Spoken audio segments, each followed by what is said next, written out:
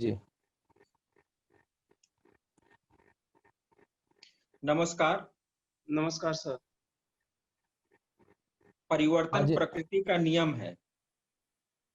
पुराने प्रतिमानों का स्थान नए प्रतिमान ले लेते हैं। वक्त के साथ लोगों के आचार, विचार, व्यवहार में परिवर्तन आता रहता है। इसी क्रम में समाज में भी परिवर्तन आता रहता है। सामाजिक मूल्यों में भी बदलाव होता रहता है। वर्तमान समय में सामाजिक मूल्य किस तरह के हैं और सामाजिक मूल्यों का समाज में क्या योगदान है, व्यक्ति के जीवन पर सामाजिक मूल्य किस तरह से प्रभाव डालते हैं, इन्हीं सब मुद्दों पर बात करने के लिए आज हमने आमंत्रित किया है दो अतिथियों को।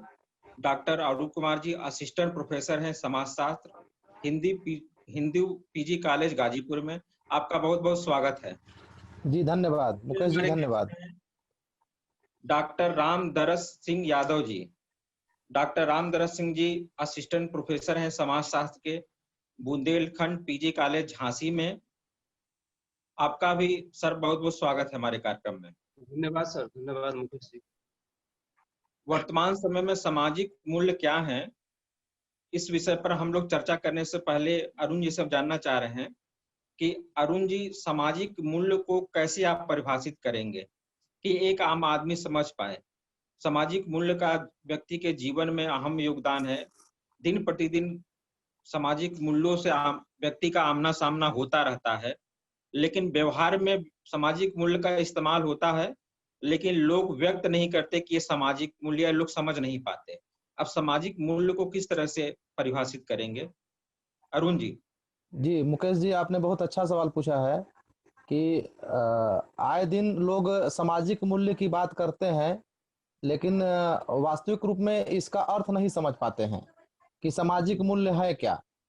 तो अगर हम इसको साधारण अर्थ में इसकी बात करें तो सामाजिक मूल्य वे मानक हैं जी जिनके द्वारा हम किसी वस्तु, व्यवहार, लक्ष्य, साधन, गुण आदि को अच्छा या बुरा, उचित या अनुचित, वांछित या अवांछित ठहराते हैं।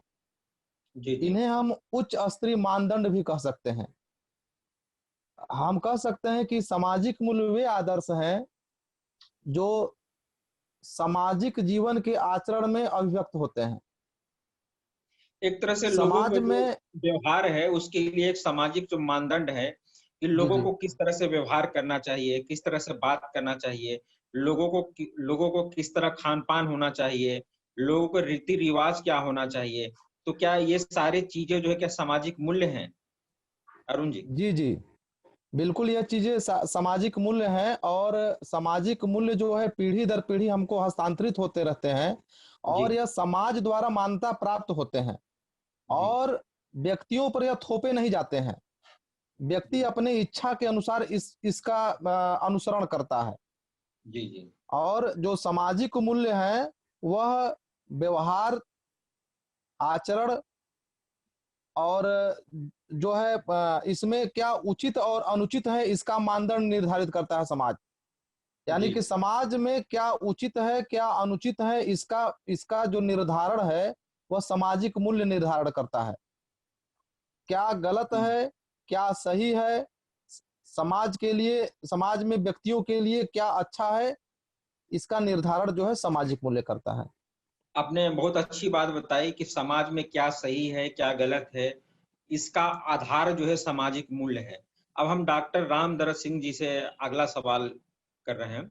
अगले सवाल में रामदरस जी, जी सामाजिक मूल्य क्या नैतिकता को, अनैतिकता को भी निर्धारित करते हैं? हाँ सर। आपको क्या है? वास्तव में किसी समाज के मूल्य ही यह स्पष्ट करते हैं जी कि किसी विशेष सामाजिक तथ्य अथवा घटना का हमारे लिए क्या अर्थ है। जी सामाजिक मूल्य ही यह स्पष्ट करते हैं कि कोई समाज में घटना घट रही है या कोई सामाजिक तथ्य है, कोई व्यवहार है, वह उसका क्या जीवन में अर्थ है। मूल्य का मतलब ही होता है कीमत, किसी चीज की कीमत। जी जो चीज जितना मूल्यवान होती है उसकी कीमत उतना ही ज्यादा होती है। जी और समाज में जो चीज जितना खराब होती है उसका कोई अस्तित्व नहीं होता, अनुपयोगी होती है, उसका समाज में कोई मूल्य कीमत नहीं होती। ऐसे व्यवहार का, विचार का, तथ्य का, घटना का हमारे जीवन में महत्व होता है। तो सामाजिक मूल्य ही यह तय करते हैं कि कोई भी व्यवहार या कोई भी क्रिया या कोई भी घटना, कोई भी विचार उचित जी है या अनुचित है, नैतिक है या अनैतिक है, वांछित है या अवांछित है। क्योंकि मनुष्य जब पैदा होता है तो सिर्फ हाड़ मांस का पुतला होता है। जी वह नैतिक मूल्यों का विकास उसमें अनैतिक, बाद में होता है। जी, न तो वह नैतिक होता है ना ही अनैतिक। मनुष्य सामाजिक प्रक्रियाओं के माध्यम से, सामाजिकरण के द्वारा वह धीरे धीरे जब समाज के लोगों के संपर्क में आता है तभी वह यह सब सीखता है, सामाजिक मूल्य जी जी जी को। जैसे अब हमारे जीवन में, हमारे समाज में, परिवार में, परिवार से संबंधित, विवाह से संबंधित, शिष्टाचार से संबंधित, नैतिकता से संबंधित, आतिथ्य सत्कार से संबंधित, मनोरंजन से संबंधित, जीवन निर्वाह के लिए जो ये है जीविकोपार्जन के साधन है उनसे संबंधित, धार्मिक जी क्रियाओं से संबंधित हर क्षेत्र में मूल्य होते हैं।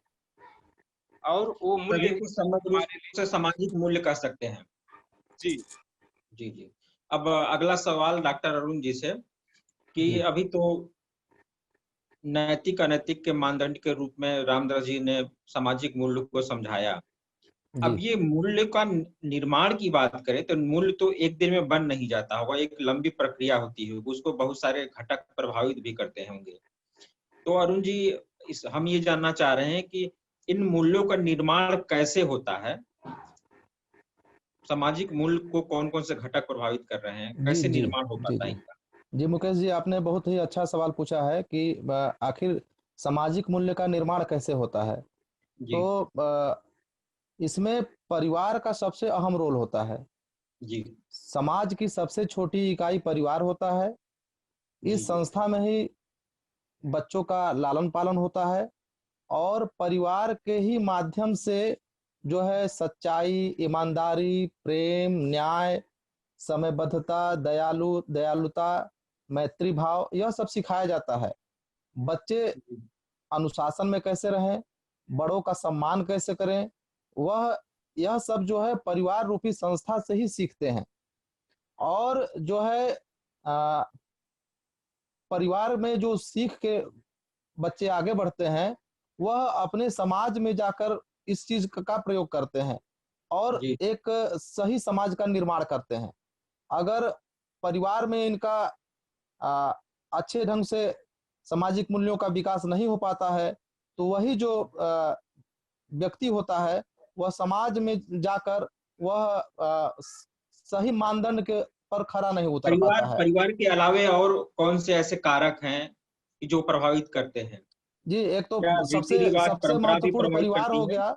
जी, जी, जी सबसे महत्वपूर्ण परिवार होगा जहाँ पे उसकी प्रथम पाठशाला होता है बच्चों का जी और वहीं से वो सीखते हैं। और दूसरी दूसरी चीज है कि मूल्यों का निर्माण विद्यालय में होता है। जब जी बच्चे विद्यालय में जाते हैं, तो विद्यालय में उनके जो गुरु होते हैं, उनको जो है शिक्षा के माध्यम से और पाठ्यक्रम के अलावा जो है उनको जो है सामाजिक मूल्यों की जानकारी दिया करते हैं, नैतिक मूल्यों की जानकारी दिया करते हैं, व्यवहारिक ज्ञान दिया करते हैं। इससे इससे जो है राष्ट्रीयता, धर्म, अनुशासन, इस सब के बारे में जब बच्चे जानते हैं, रीति रिवाज के बारे में जानते हैं, तो हम कह सकते हैं कि विद्यालय भी जो है सामाजिक मूल्यों के निर्माण में अहम भूमिका अदा करती है। जी जी आपने सामाजिक मूल्य के निर्माण में विद्यालय का, परिवार के योगदान की चर्चा की। अब हम परिवार के बारे में अब जानेंगे कि रामदरस जी से कि एकल परिवार और संयुक्त परिवार,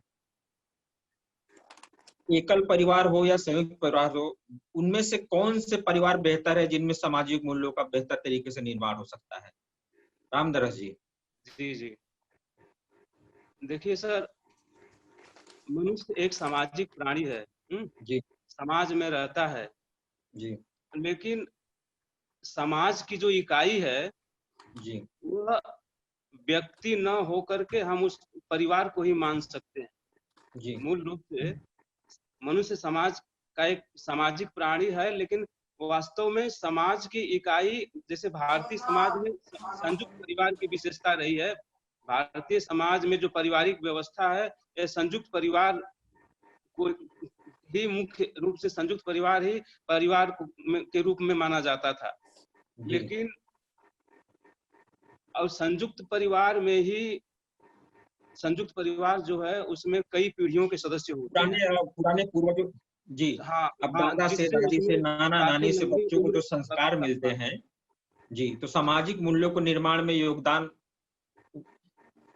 हाँ दादा दादी हाँ, नाना नानी का ज्यादा महत्वपूर्ण होता है। ये जी क्या जी। एकल परिवार में क्या संभव नहीं हो पाता रामधन जी? जो सामाजिक मूल्य है ना, जी सामाजिक मूल्य तो हर जगह होता है, चाहे वो संयुक्त परिवार हो चाहे एकाकी परिवार हो। जी अपने अपने ढंग से मूल्यों का आदान प्रदान होता है। संयुक्त परिवार में खासियत ये है कि यहाँ जो है, जहाँ त्याग होता है, समर्पण होता है, जी सहनशीलता होती है, परोपकार की भावना होती है, उदारता होती है, जी सामाजिकता की भावना होती है। वहीं जी जी एकाकी परिवार में व्यक्तिवाद होता है ज्यादातर, जी व्यक्तिवाद और भौतिकवाद। लेकिन ये दोनों परिवार जो है मूल्यों का हस्तांतरण करते हैं एक पीढ़ी से दूसरी पीढ़ी को, लेकिन उन मूल्यों में अंतर हो जाता है। संयुक्त परिवार जी में व्यक्ति के साथ कई पीढ़ी के लोग होते हैं, कई सदस्य होते हैं उसमें, जी चाचा जी चाची और दादा दादी। तो जी दादा दादी की जो उम्र होती है वो काफी लंबी होती है, उनके पास काफी अनुभव होता है, और पुरानी पीढ़ी के होने के कारण ये लोग जो पुराने सामाजिक मूल्य, परंपरागत सामाजिक मूल्य हैं, उनको ज्यादा जी कट्टरता से उसका पालन करते हैं और करवाते हैं। जी उतनी जी स्वतंत्रता नहीं होती है जितना एकाकी परिवार में होती है। जी जी लेकिन मूल्यों का ट्रांसफर या हस्तांतरण तो दोनों ही परिवारों में होता है, लेकिन अपने अपने ढंग से होता है। जी जी जी।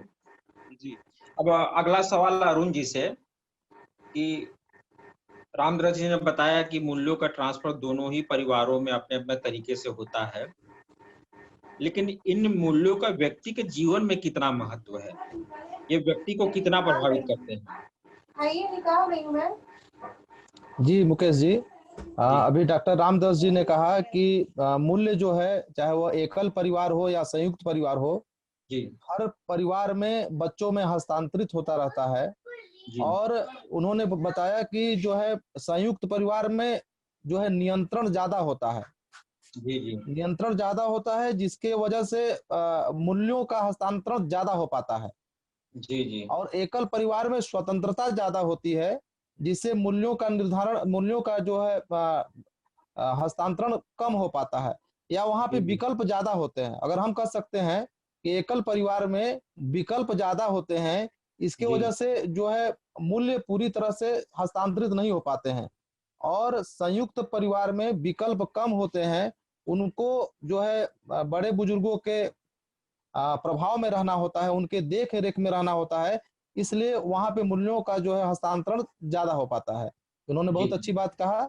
अभी आपने कहा है कि सामाजिक मूल्य हमारे जीवन को कैसे प्रभावित करते हैं। जी जी इस जी पर हम कह सकते हैं कि किसी भी इंसान के जीवन में मूल्य अहम योगदान रखता है, जी क्योंकि इन्हीं के आधार पर हम अच्छा और बुरा और गलत और सही की पहचान कर पाते हैं।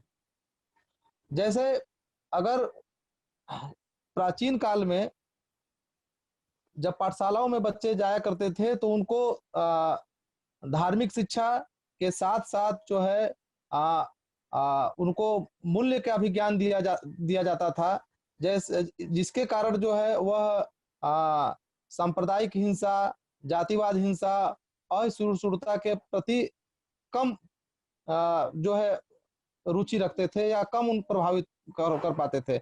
लेकिन वर्तमान समय में जो है, जो वैश्वीकरण के समय के युग में जो उनको रोजगार परक शिक्षा, या जो है आ, आ, जो है सामाजिक मूल्य के प्रति कम उनको जागरूक किया जा रहा है, जिसके जी प्रति जो है हिंसा बढ़ी हुई है। अतः हम कह सकते हैं कि जो है सामाजिक मूल्य हमारे जीवन को सुसंगठित करने का काम करती है। इसके अभाव में हम जो है अन्य हिंसात्मक कार्यों में लिप्त हो जाते हैं। या ऐसा कहें कि अगर एक स्वस्थ व्यक्ति की, एक स्वस्थ समाज की अगर कल्पना करें तो सामाजिक मूल्यों के अभाव में संभव नहीं है, ऐसा जी कहा बिल्कुल जा आपने सकता है। जी जी बिल्कुल आपने जी कहा कि जी अगर सामाजिक मूल्य जो है व्यक्ति को उचित अनुचित का ज्ञान दिलाता है, और जब जी तक जी। सामाजिक मूल्य नहीं रहेगा तो व्यक्ति उचित अनुचित के बारे में नहीं जान पाएगा, तो हो सकता है कि उसका अगला कदम अनुचित की ओर चला जाए। क्योंकि स्वस्थ जो समाज का निर्माण नहीं हो सकता। जी जी आज का जो जी वर्तमान समाज है वो चकाचौंध की दुनिया है, जी जी पश्चिमीकरण जी। का प्रभाव है, इसलिए जी। सामाजिक मूल्य का होना बहुत ही जरूरी है। अब अगला सवाल अब रामदरस जी से। जी इस समाज में विभिन्न विसंगतियां आ रही है, समाज पाश्चात्य सभ्यता से भी प्रभावित हो रहा है, वैश्वीकरण से प्रभावित हो रहा है। कोरोना टाइम में देखा आपने कि लोगों का जीवन पूरी तरीके से बदला, नमस्कार के तौर तरीकों में बदलाव आ गया कि पड़ा पैर छू करके किसी को आप अभिवादन नहीं कर सकते, दूर से ही करना है। अपराध के गतिविधियों में भी तेजी आई है। तो आप क्या मानते हैं कि आज के समय में सामाजिक मूल्यों में तेजी से गिरावट हुई है? रामदरस जी। जी जी। अस- अपराध हम किसे कहते हैं? अपराध की कई व्यापक अर्थ होते हैं। जी जी संकुचित अर्थ भी होता है, व्यापक अर्थ भी होता है, समाज शास्त्रीय दृष्टिकोण से भी उसका अलग अर्थ होता है, कानूनी जी जी दृष्टिकोण से अलग अर्थ होता है। जी अपराध है जी कि जैसे परंपरागत समाज में या पुराने समाज में, आदिम समाजों में समाज नैतिक और धार्मिक मूल्यों का उल्लंघन को ही अपराध मान लिया जाता था। जी लेकिन आज के आधुनिक समाज या जटिल समाज में धार्मिक या नैतिक मूल्यों के उल्लंघन को ही सिर्फ अपराध नहीं माना जाता है। अगर कानूनी दृष्टिकोण से देखा जाए तो जो राज्य के कानून हैं, उन जी कानूनों के उल्लंघन को अपराध माना जाता है। और जी सामाजिक दृष्टिकोण से देखा जाए तो समाज जिन व्यवहारों को अपने लिए हानिकारक समझता है समाज के लिए, और उसके लिए वो दंड की व्यवस्था करता है, तो उसको अपराध कहा जाता है। अब हम सामाजिक मूल्यों में पतन को अपराध नहीं मान सकते। जी सामाजिक मूल्यों के पतन, हाँ, समाज में, देश में, ये पूरे विश्व में जो है सामाजिक मूल्यों का पतन हुआ है, और इसी कारण अपराधों में वृद्धि हुई है। जी जी। जैसे अब जी स्वास्थ्य के क्षेत्र में देख लें, चिकित्सा के क्षेत्र में देख लें, नौकरशाही के क्षेत्र में देख लें, जी जी राजनीतिक क्षेत्र में देख लीजिए, जी या बच्चों के जीवन में देख लिया जाए, जैसे जिसको हम बाल अपराध कहते हैं। तो इन सब क्षेत्रों में जो अपने कर्तव्य के प्रति जो लापरवाहियां आई हैं, अपने उत्तरदायित्व के प्रति जो लापरवाही आई है, कर्तव्यहीनता की स्थिति, विहीनता की स्थिति आई है, उसका मुख्य कारण इन सामाजिक मूल्यों में पतन है। उसका मुख्य कारण यही है कि मूल्यों का पतन हुआ है। चिंता अरुण जी, आपको किसी के पीछे से बहुत आवाज आ रही है बच्चों की। हाँ जी आवाज अरे बोल रहे हैं ना बच्चों की। बहुत अच्छी बात बताई आपने रामदरस जी। अब अगला सवाल अरुण जी से। अरुण जी, सामाजिक मूल्य स्थिर नहीं है, वक्त के साथ इसमें बदलाव होता रहता है। कुछ बदलाव इसमें अच्छे भी हो सकते हैं, कुछ जो है बुरे भी हो सकते हैं। तो आपको क्या लग रहा है कि पुराने समय से आज के समय में क्या इन मूल्यों में ह्रास हुआ है या मूल्य और मजबूत हुए हैं? अरुण जी। जी मुकेश जी, मूल्यों में तो मेरा मानना है कि ह्रास ही हुआ है। जी जैसे सिद्धांतों और मूल्यों को हमें संजो कर रखना होगा, जी और विज्ञान की मदद से हम आज जो है आधुनिक युग में पहुंच गए हैं, लेकिन जी कहीं न कहीं अपने मूल्यों और सिद्धांतों को हम पीछे छोड़ाए हैं। जी जी जैसे बड़ों का आदर करना, छोटों को प्यार करना, गुरु का सम्मान करना, यह अब लगता है जैसे किताबी ज्ञान ही हो गया है। जी इसको हम सिद्धांत की तो बात करते हैं, लेकिन व्यवहार में इसकी अमल की बात नहीं कर पाते हैं। जैसे आज के समय में जैसे सब कुछ पैसा ही हो गया है। लोग जो है संबंधों का निर्वहन कम कर रहे हैं और जी पैसे के पीछे ज्यादा भाग रहे हैं। जी अच्छे जी बुरे की पहचान न कर पाना, गलत संगत में चला जाना, गुरुओं के प्रति आदर न करना, यह सब जो है सबका समाज में अभाव है, जिसकी वजह से मूल्यों में ह्रास हुआ है। और वर्तमान समय में अनुशासनहीनता जो है, इसके अनुशासनहीनता की वजह से मूल्यों में गिरावट हुई है, या मूल्यों में गिरावट का एक कारण है। और सफलता का शॉर्टकट तरीका अपनाना, जी क्योंकि अगर सफलता प्राप्त करना है तो उसका एक ही है, कठिन परिश्रम। बिना कठिन परिश्रम के सफलता प्राप्त नहीं की जा सकती, चाहे वह किसी भी क्षेत्र में है। साध्य नहीं साधन भी महत्वपूर्ण है। गांधी जी भी यही कहा करते थे जी जी। कि साध्य भी उचित हो, साधन भी साधन उचित भी हो। उचित हो। साधन भी लेकिन जो उचित हो, आज आपने की बहुत इंडियन सही कहा। सोसाइटी में साध्य महत्वपूर्ण है, जी साधन जी। महत्वपूर्ण नहीं रहा है। जो आप कह रहे हैं कि शॉर्टकट रास्ता अपनाना, कि शॉर्टकट रास्ते से लोग सफलता जल्दी से जल्दी पाना चाहते हैं। हाँ हाँ, बस शॉर्टकट सोच यही उनकी है कि शॉर्टकट तरीके से हम सफल हो जाए, चाहे वो पैसा अधिक से अधिक पैसा कमाने में या अन्य जगह सफल होने में। तो जी अब वो क्या करते हैं, जैसे कोई प्रतियोगी परीक्षा की तैयारी कर रहा है, अब वो सोचता है कि 6 महीने में या 1 साल में ही हम सफल हो जाएं। इसके लिए अगर वह कठोर परिश्रम नहीं कर पाता है, तो वह कहीं न कहीं मूल्यों का ह्रास करता है।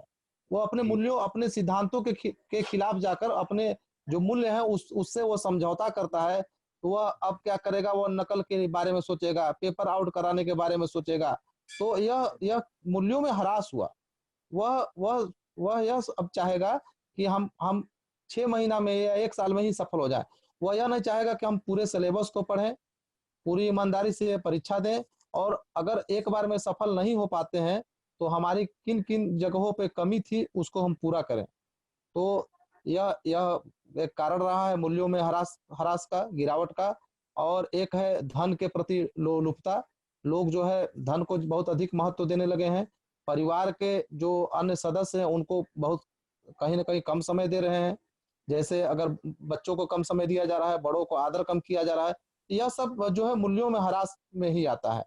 और एक बड़ी बात है जिसे डॉक्टर रामदास जी ने कहा कि जो सरकार ने नियम कानून बनाए हुए हैं उसको तोड़ना, और तोड़ते ही वो अपराध की श्रेणी में आ जाना। तो बहुत लोग ऐसे हैं कि जानते हुए भी गलती करते हैं, जानते हैं कि यह कानून है और इसका हम उल्लंघन करेंगे तो हम अपराध की श्रेणी में आ जाएंगे, अपराधी की श्रेणी में आ जाएंगे।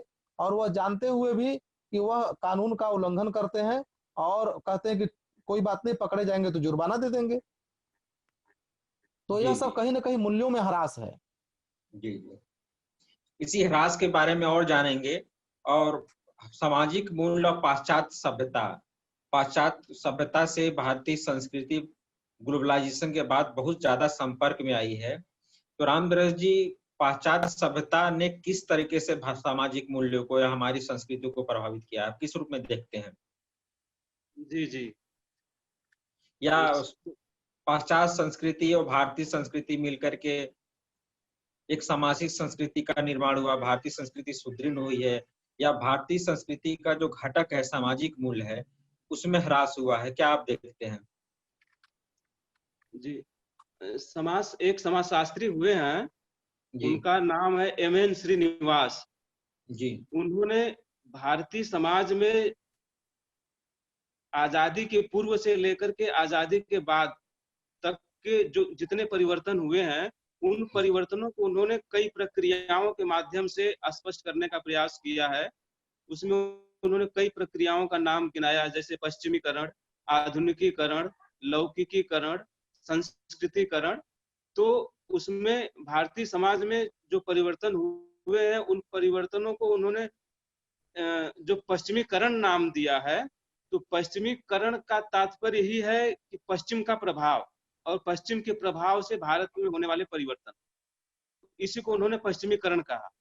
जिस जिस जिस बात को आपने कहा कि पाश्चात्य सभ्यता का क्या प्रभाव पड़ा है भारतीय संस्कृति पर, तो पाश्चात्य लगभग 190 वर्ष का अंग्रेजों का शासन था। जी अंग्रेजों के शासन के दौरान जो है भारतीयों का या भारतीय संस्कृति का परिचय हुआ पाश्चात्य संस्कृति से।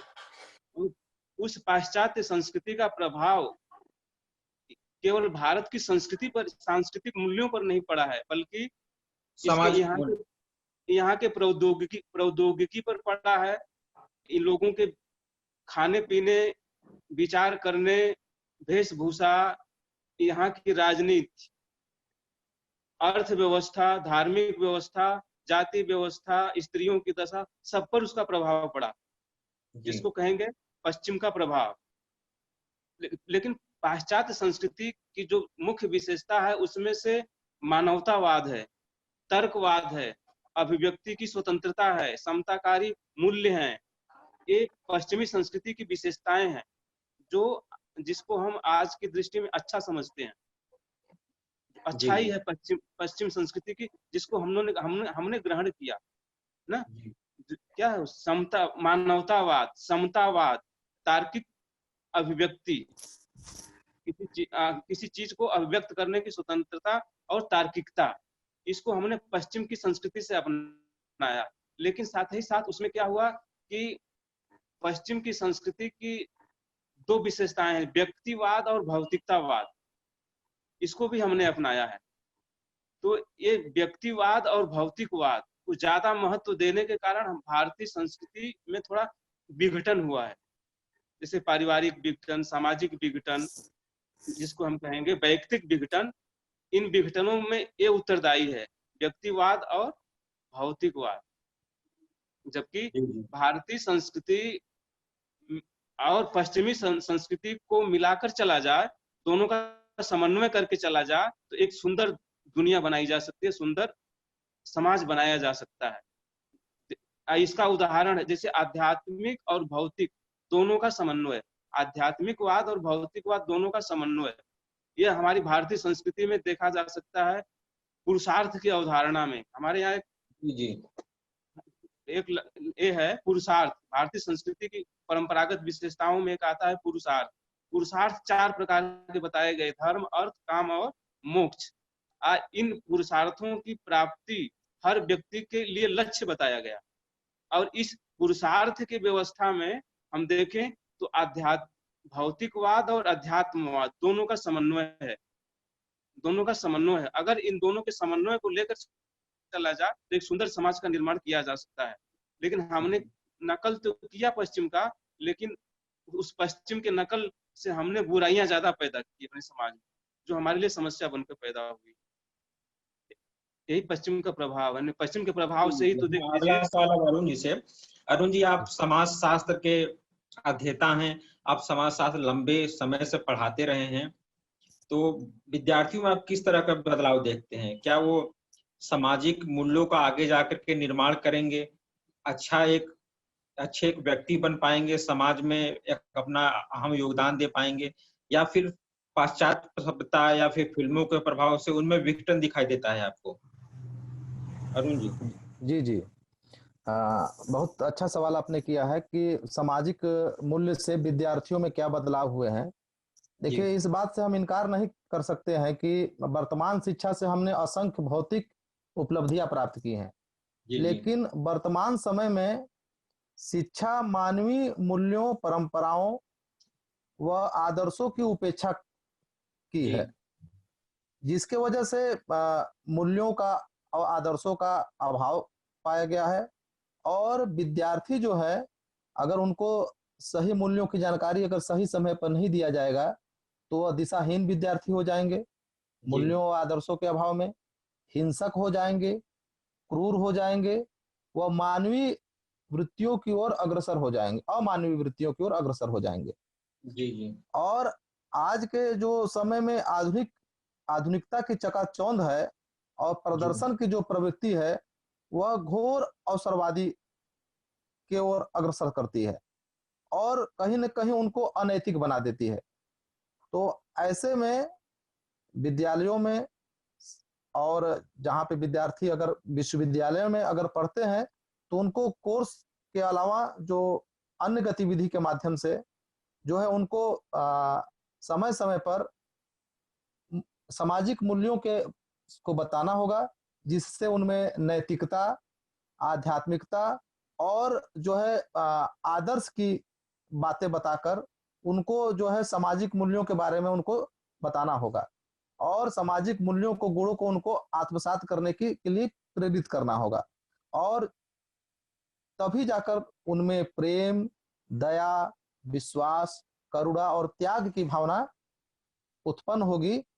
नहीं तो फिर वह जो है केवल कागजी ज्ञान को प्राप्त करके वह भविष्य में निरर्थक और अनुपयोगी सिद्ध हो जाएगा। इसलिए अगर उनको सैद्धांतिक अगर शिक्षा दी जा रही है तो उनको जो है सामाजिक मूल्य के बारे में भी उनको बताना होगा कि हमको बड़ों से किस तरह से आदर से बात करना है, त्याग की भावना कैसे उत्पन्न करना है, राष्ट्र प्रेम के हित या देश प्रेम की भावना को कैसे जागृत करना है, समाज में जो बुराइयां हैं उनको कैसे दूर करना है, इन सब के बारे में भी उनको बताना होगा। तब जाकर जो विद्यार्थी है वह सही दिशा में चलेंगे, अन्यथा वह जो है चकाचौंध की दुनिया में वह धन लोलुपता के प्रलोभन से वह गलत रास्ते पर चले जाएंगे और वहां पे सामाजिक मूल्यों का ह्रास हो जाएगा।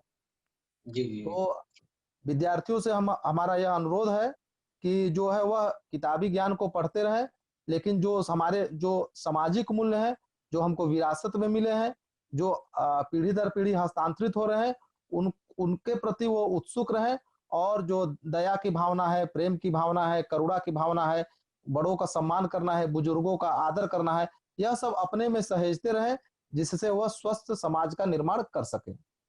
जी जी। आप ये मानते हैं कि जो व्यावसायिक शिक्षा है, जो रोजगार परक शिक्षा है और नैतिक शिक्षा है, दोनों में संतुलन बनाए जाने की जरूरत है? जी जी बिल्कुल। व्यावसायिक शिक्षा उतना ही जरूरी है क्योंकि भारत की जनसंख्या बहुत अत्यधिक है और जो है जनसंख्या अत्यधिक होने की वजह से यहाँ पे व्यावसायिक शिक्षा की जरूरत है, जिससे प्रत्येक व्यक्ति को रोजगार मुहैया हो सके। लेकिन हमारा मेन उद्देश्य या मुख्य उद्देश्य यह नहीं है कि हम पढ़ लिख कर कोई रोजगार परक ही शिक्षा प्राप्त करें। रोजगार परक शिक्षा प्राप्त करना हमारा एक उद्देश्य हो सकता है, लेकिन मुख्य उद्देश्य नहीं हो सकता, क्योंकि अगर अगर हम जैसे अभी उन्होंने पुरुषार्थ की बात कर रहा था डॉक्टर यादव जी ने कि धर्म अर्थ काम मोक्ष की बात कर रहा था, अंत में इन्होंने मोक्ष की बात कर दिया। तो हम कहीं न कहीं एक अच्छा मानव बने, अच्छा इंसान बने, इसके लिए हमको जो है सामाजिक मूल्य की जानकारी होना बहुत जरूरी है या सामाजिक मूल्य का आत्मसात करना बहुत जरूरी है। हाँ, व्यावसायिक शिक्षा जरूरी है क्योंकि उनको अपने रोजी रोटी के लिए व्यवसाय में व्यवस्था भी करनी। एक अच्छे आदमी की, अच्छे इंसान की जरूरत है जी, अच्छे इंसान कि और अच्छा व्यवसाय इंसान तभी करने हम में बन लोग सकते हैं। चीटिंग ना करें, फ्रॉड ना करें, जी धोखाधड़ी ना हो, जमाखोरी ना हो। जी जब जी, तक नैतिक मूल्य नहीं रहेंगे तब तक व्यवसाय भी करना जो है आसान नहीं रहेगा। आसान नहीं रहेगा। व्यावसायिक ये देख शिक्षा रहे के हैं। साथ साथ जी जो है सामाजिक मूल्य का ज्ञान होना बहुत ही अति आवश्यक है। जी जी जी। अब आखिरी सवाल रामदरस जी से, नई जनरेशन को, नई पीढ़ी को आप क्या संदेश देना चाह रहे हैं जिससे कि सामाजिक मूल्यों को और मजबूती से निर्माण किया जा सके? रामदरस जी। जी, देखिए सर, किसी देश के छात्र ही उसकी वास्तविक संपत्ति होते हैं। जी जी जी।